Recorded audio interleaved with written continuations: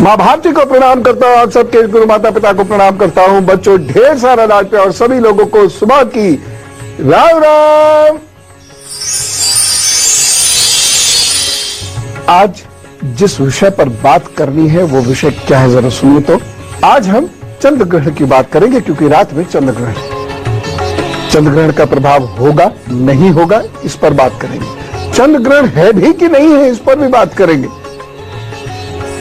और उन लोगों के हाथ की बात करेंगे जिनका जन्म ग्रहण के समय हुआ है, खासतौर से चंद्र ग्रहण के समय हुआ है। तो हाथ पर चंद्रमा को देखकर भाग्य की स्थिति या माता की स्थिति, ननिहाल की स्थिति, धन की स्थिति, प्रतिष्ठा की स्थिति, बोलने की स्थिति, मन की स्थिति के बारे में आज चर्चाएं करेंगे।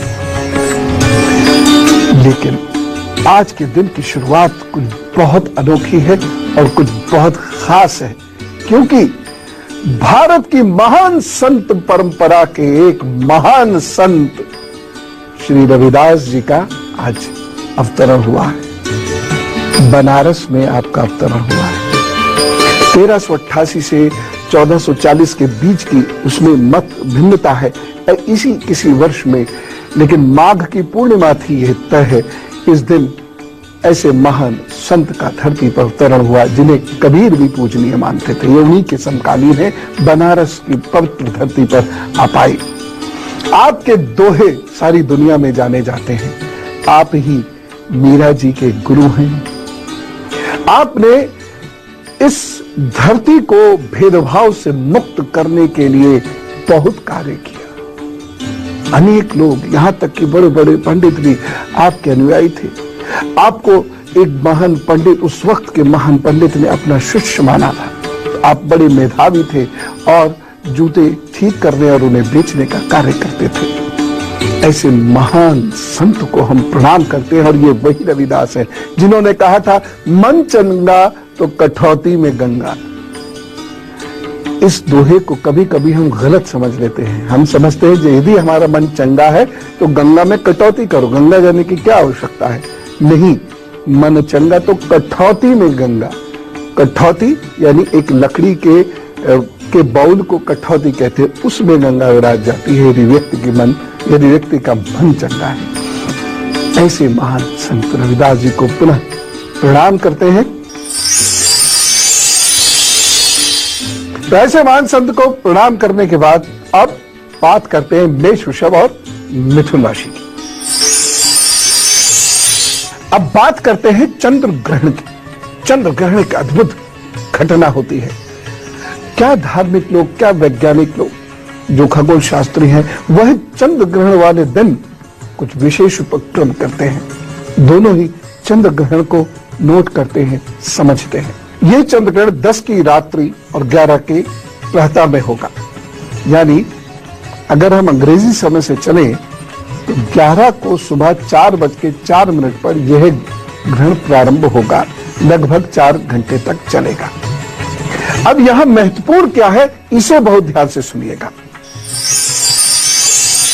यह खंड छाया युक्त ग्रहण है। जी हां, ये खंड छाया युक्त ग्रहण है, यानी ये उप छाया चंद्र ग्रहण है। उप छाया चंद्र ग्रहण है, इसको आप आंख से देख ही नहीं सकते। और जिस ग्रहण को, खासतौर से जिस चंद्र ग्रहण को आप आंख से नहीं देखते, उसका कोई धार्मिक अनुष्ठान या महत्व नहीं होता। अब बहुत सारे लोगों को बहुत प्रकार की बातें करते हुए सुनेंगे।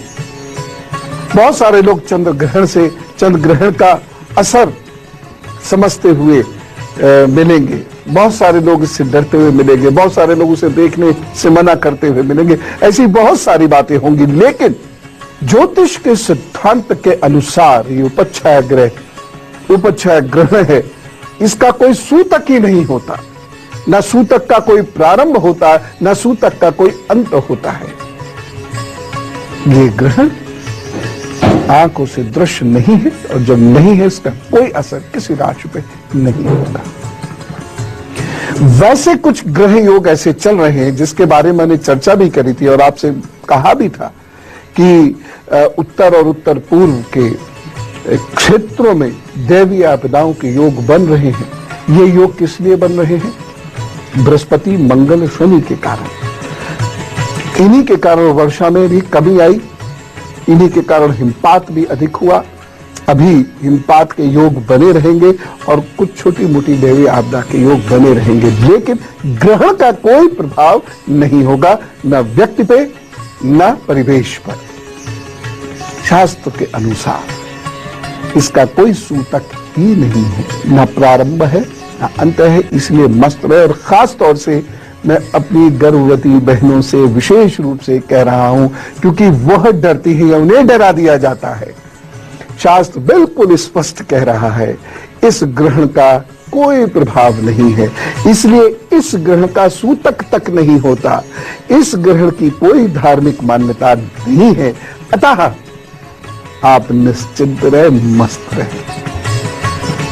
ठीक, अगले वाले चंद्र ग्रहण की बात 7 अगस्त को फिर करेंगे, लेकिन फिलहाल इसका आप कोई इससे डरने की आवश्यकता नहीं है।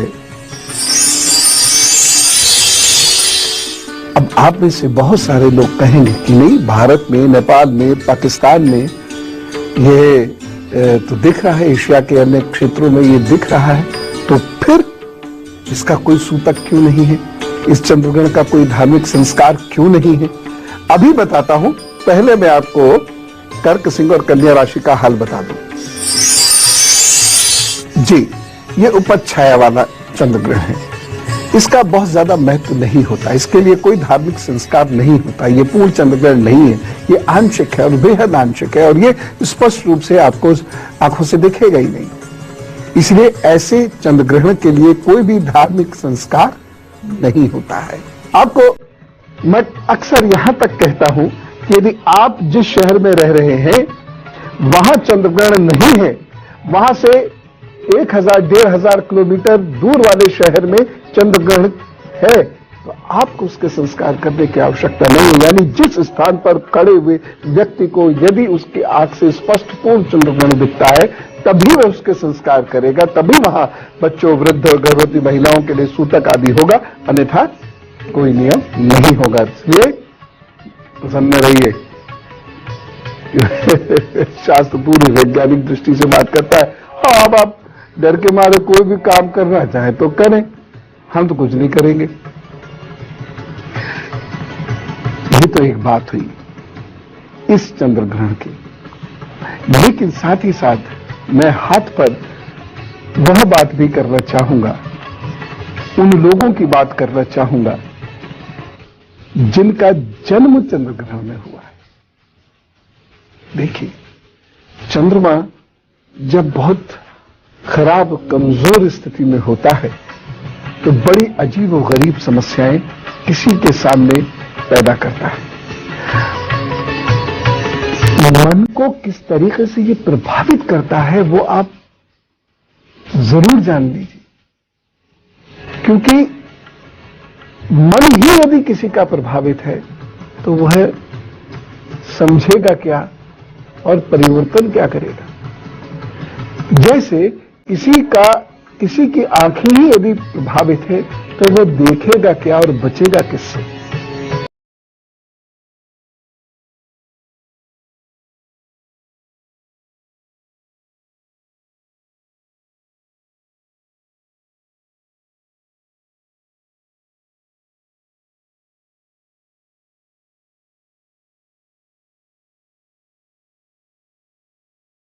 ग्रह कितना संभालने की कोशिश करें, लेकिन वह बात नहीं आती। हाथ पर इसे पहचानिए और इसके उपाय कीजिए। लेकिन ऐसा करें, पहले हम तुला, वृश्चिक और धनु राशि के आज का हाल समझ लें। जब चंद्रमा बहुत परेशान करता है तो बाप रे बाप, क्या भाग्य, क्या मन बड़ा पीड़ित हो जाता है। लेकिन कुछ उपाय बता दूंगा, सामान्य से है, कर लीजिएगा और लाभ हो जाएगा।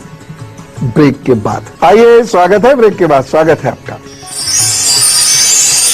मैं पहले आपको अब ये बताता हूं, चंद्र ग्रहण वाले दिन, चंद्र ग्रहण योग में जिन बच्चों का जन्म होता है या जिन लोगों का जन्म होता है, उनके मन पर, भाग्य पर क्या प्रभाव पड़ते हैं। सरल भाषा में ऐसे समझिए कि जिनका चंद्रमा राहु के साथ है और बहुत करीब है, या केतु के साथ है और बहुत करीब है, बहुत पास, दोनों के अंश बहुत करीब है,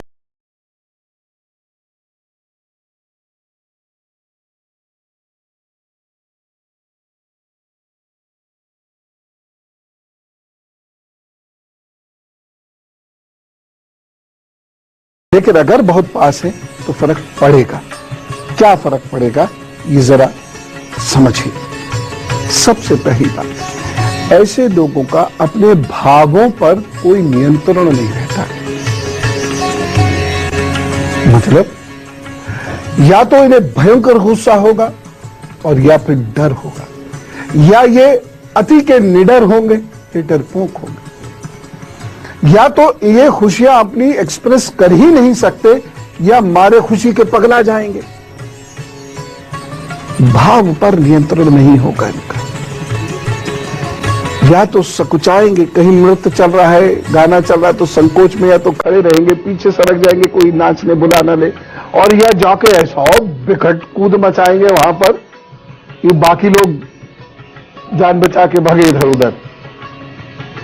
मतलब कहने का यह है कि इनको अपने हाव भाव पर, भाषा पर, सोच पर नियंत्रण नहीं होता। और समझने की मतलब एक समस्या क्या है कि ये कभी भी समझते नहीं है कि हमारी गलती कहां है, क्योंकि मन इनका ग्रहण से ग्रस्त होने की वजह से उस भ्रम जाल से कभी बाहर नहीं निकलता।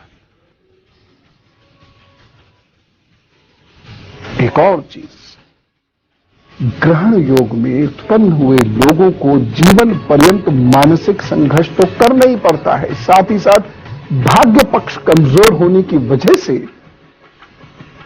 इनका संघर्ष प्रतिष्ठा और धन के लिए हमेशा रहता है, पद के लिए हमेशा रहता है।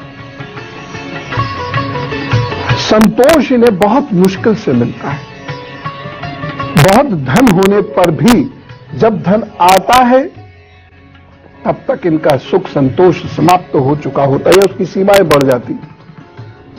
मतलब कहने का यह है कि आवश्यकता से बहुत अधिक प्राप्त करने के उपरांत भी संतोष न मिलने के कारण ये बीमार तक हो जाते हैं। ब्लड प्रेशर, शुगर, थायराइड, ये प्रॉब्लम, एक्सेसिव स्ट्रेस लेते हैं, इनके डोपामाइन और कार्टिसोल नाम के हार्मोन्स इनका साथ नहीं देते, थायरॉक्सिन इनका डिस्टर्ब हो जाता है। इसीलिए ग्रहण योग से ग्रस्त स्त्रियां जब मां बने तो मैं जो उपाय कुछ बताऊंगा वो अवश्य करें। अगर वो नहीं करती हैं तो बच्चे में कुछ परेशानी आती है, क्योंकि जब भी चंद्रमा कमजोर होगा शरीर का प्रोजेस्टेरोन हार्मोन उस बिटिया को, उस बहन को परेशान करेगा, और ऐसे लोगों को प्रसव में हमेशा संकट आता है। वैसे भी हालांकि चिकित्सा क्षेत्र ने बहुत उन्नति कर ली, इसलिए पता नहीं रहता, लेकिन ये तो है संतान का जन्म, संतान का तो है ही है जन्म, लेकिन उसको जन्म देने वाली मां का पुनर्जन्म होता है, क्योंकि बहुत सारे चेंजेस बॉडी और माइंड में होते हैं। इसकी कदर हम सब लोगों को करनी चाहिए। अगली बात, भाग्य पक्ष कमजोर होने की वजह से कोई भी कार्य पूरा नहीं होता। दूसरी बात, किसी भी कार्य का परिणाम समय से नहीं मिलता। कम ज्यादा तो छोड़ दीजिए, जो मिलेगा सो मिलेगा, लेकिन समय से ही नहीं मिलेगा। चने मिलेंगे तब जब दांत गिर चुके होंगे, ऐसी स्थिति बनती है। लेकिन इस सब के उपाय हैं, बस आप हाथ पर देख लीजिए, समझ लीजिए और लीजिए। फिलहाल एक काम करते हैं, मकर, कुंभ और मीन राशि का हाल जानते हैं और फिर हाथ पर इसको समझने की कोशिश करते हैं। अब मैं आपको हाथ पर इस ग्रह की स्थिति भी बता देता हूं। ये दो हिस्से देखिएगा, अनामिका उंगली का ऊपरी हिस्सा, और मैं ये उन लोगों की बात बता रहा हूं जिनका जन्म के समय चंद्रमा राहु अथवा केतु के साथ है, या उनकी बात भी बता रहा हूं जिनका चंद्रमा कमजोर है। हाथ पर देखें, अगर ये वाला हिस्सा, ये जो हिस्सा है, ये अगर नहीं और ये हिस्सा यहां से सीधा हो जा रहा है, ये ना हथेली, दाहिनी हथेली की मैं बात करता हूं, जब भी करता हूं तो, अगर कभी बाई की करता हूं तो स्पेशली बता देता हूं, दाई की ही बात समझे। तो यहां से ये उंगली से ये हिस्सा यूं ना घूमकर फ्लैट हो जाए, फ्लैट हो जाए और ये हिस्सा दबा हुआ हो, ये हिस्सा यहां दबा हुआ हो, ठीक। और ये यहां से एक ऐसे करके गड्ढा भी, इस हिस्से के साथ ही ये गड्ढा भी आ जाए और उनकी भाग्य रेखा कमजोर हो, हल्की हल्की वो ऐसे ऐसे करके आगे बढ़े, ठीक। हथेलियों में पसीना आता हो या कभी कभी हाथों में कंपन होता हो, ठीक। ये आपने देख लिया ना, अच्छे से समझ गए। अगली बात, जहां पर धब्बे हो और तिल या तिल हो, बहुत गौर से देखेंगे रिव्यू करके तो जगह जगह कलर चेंज होगा स्किन का, ये स्थिति हो, और यहां पर कुछ कटी-फटी ऐसे रेखाएं हो, ये, और यह नीचे की ओर ऐसे रेखाएं जा रही हो, ये वाली हथेली के बाहर वाले हिस्से की है, ये रेखाएं बाहर की ओर ऐसे ऐसे जा रही हो, तो ऐसे व्यक्ति का चंद्रमा बहुत खराब होता है और उसको भाग्य में बहुत मुश्किल से उन्नति मिलती है। ये यहां से कुछ लहराती हुई रेखा भाग्य रेखा को काट जाती हो, यहां से निकलती हो कुछ रेखा भाग्य रेखा को काट देती हो, ऐसे। तो भी ऐसे व्यक्ति का चंद्रमा आप खराब मानिए, बहुत अच्छे रिजल्ट नहीं देगा, बहुत अच्छे रिजल्ट्स नहीं देगा। क्या क्या? नंबर 1, सोच नहीं पाएगा ऐसा व्यक्ति, एकदम निर्णय लेगा, हमेशा भावुकता उसके सिर पर हावी रहेगी, बुद्धि से कम सोचते हैं ऐसे लोग, हृदय से भावुकता से भरे हुए होकर ज्यादा सोचते हैं, इसलिए इनके निर्णय बहुत गलत होते हैं। वो यही नहीं, इनका परिवार भी भुगतता है। बिना कुछ सोचे समझे कोई बात कह देते हैं जिससे रिश्ते खराब होते हैं, बिना कुछ सोचे समझे कोई वायदा कर देते हैं जिससे प्रतिष्ठा की हानि होती है, बिना कुछ सोचे समझे कहीं धन लगा देते हैं जिससे धन की कमी हो जाती है।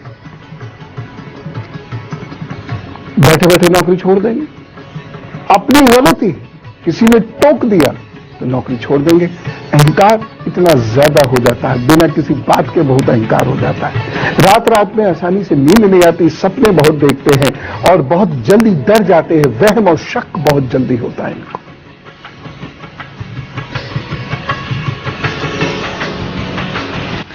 दूसरी निशानी देखिए, ये अगर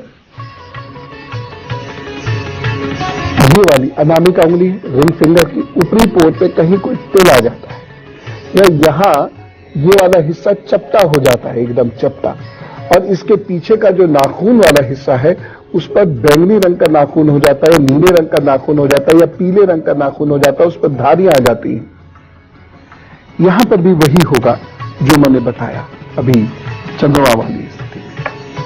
तो ऐसे लोगों को अपने भाग्य को बनाने के लिए कड़ी मेहनत तो करनी पड़ती है, बड़ा कठोर अनुशासन भी इनको रखना पड़ता है। और एक जो सबसे महत्वपूर्ण बात है वो ये कि अपनी कमजोरियों को समझना पड़ता है। बस ये समझ नहीं पाते कहां कमजोर है। आप इन्हें सिखाने पढ़ाने की कोशिश भी करेंगे, समझेंगे ही नहीं, समझेंगे ही नहीं। ये बड़ी भारी दिक्कत होती है और इसकी वजह से इनका व्यवहार अच्छा भी हो या कुछ भी हो, लेकिन इतना असंतुलित होता है कि लोग इनसे कटने लगते हैं, इनकी बात को तवज्जो नहीं देते।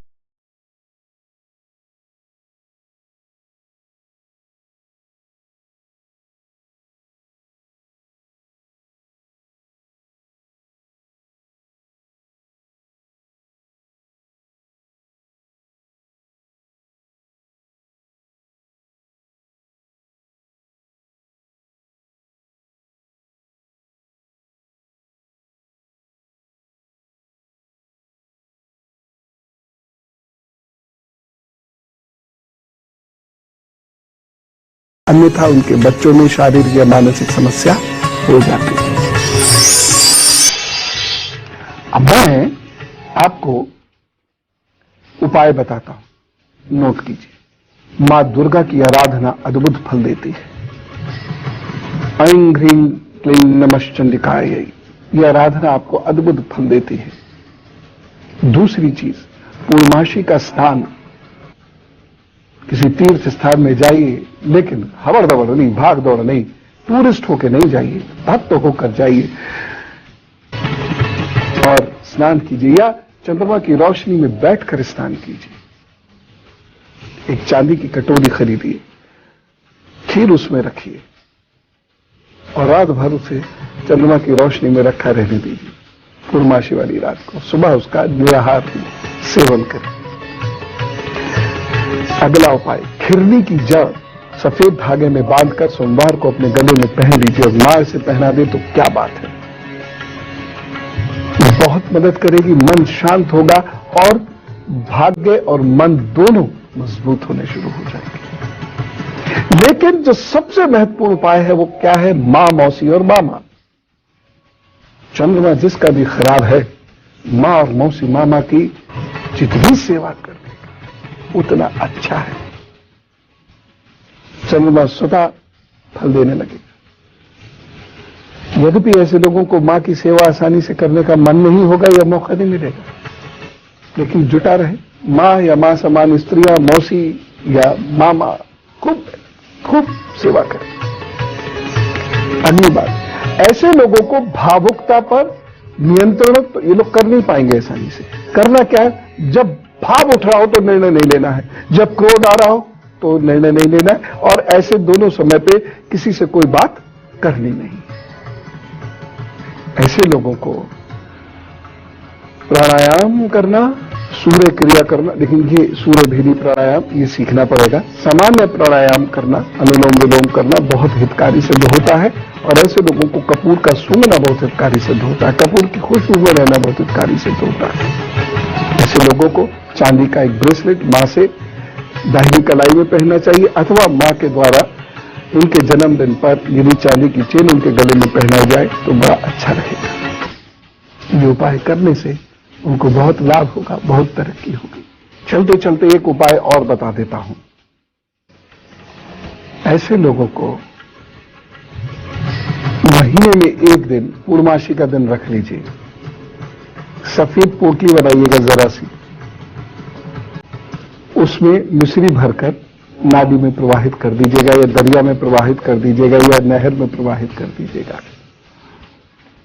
अद्भुत लाभ मिलेगा, चीजें अपने आप ठीक होंगी। दरअसल चंद्रमा जब ग्रहण योग में फंसता है या कमजोर हो जाता है या खराब हो जाता है तो विवेक को शून्य करता है। ये उपाय आपके विवेक को जागृत कर देंगे और आप बेहतर होते चले जाएंगे। और राम राम कहने से पहले अंतिम बात, ऐसे लोगों को जो जिस धर्म को मानते हो, गुरु को मानते हो, पंथ को मानते हो, जिस पूजा पद्धति को मानते हो, उसकी पुस्तकें अवश्य पढ़नी चाहिए। तो इस चंद्र ग्रहण के लिए डर निकला कि नहीं निकला, इसका कोई सूतक नहीं है। ये शास्त्र सम्मत बात आपसे कह रहा हूं, इसलिए इसका कोई धार्मिक संस्कार नहीं होगा, पुनः कह रहा हूं। चलता हूं। राम राम, नमस्कार और भारत माता की जय।